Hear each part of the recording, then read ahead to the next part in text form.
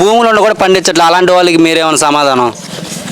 భూముల్లో ఉండోళ్ళకి అంతా మరి ఏం చేస్తాం, అసలు భూమి ఉన్నోళ్ళకి లేకుంటే మనము పండిస్తాం. ఇంత అంత ఊళ్ళకి ఇంత అంత ఉంటుంది, ఇంత అంత ఉంటుంది, లేదని లేదు ఉంటుంది.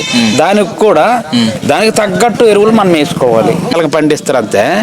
నేను చైనా వెళ్ళడం లేదు, అమెరికా వెళ్ళడం లేదు, దుబాయ్ వెళ్ళడం లేదు, కానీ అక్కడ ఎలా పండిస్తారంటే అంతే ఒక డొక్కులతో పండిస్తారు అనమాట.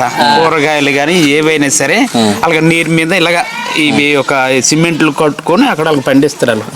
కూరగాయలు కానీ ఏవైనా వాళ్ళకి పండించుకొని పండిస్తుంటారు అనమాట. చైనాలో అక్కడ భూమి తక్కువ ఉంటుందా? భూమి తక్కువ అక్కడ. మనకు భూమి ఉంది, మరి మనకు భూమి ఉన్నా కానీ మనకు భూమి కూడా ఉండి మనం పండించుకోవట్లేదు. చాలా మంది పండించుకుంటే ఏం చేస్తున్నారు, వలస వెళ్ళిపోతున్నారు, లేకపోతే అమ్మేసుకున్నారు. అలా చేయకండి. బాబాయ్ చెప్పినట్టు మనకి అక్కడ చైనాలో చూసారా, వాళ్ళు ఒక డొక్కుల్లో డబ్బాలో కూడా పండించుకున్నారంట.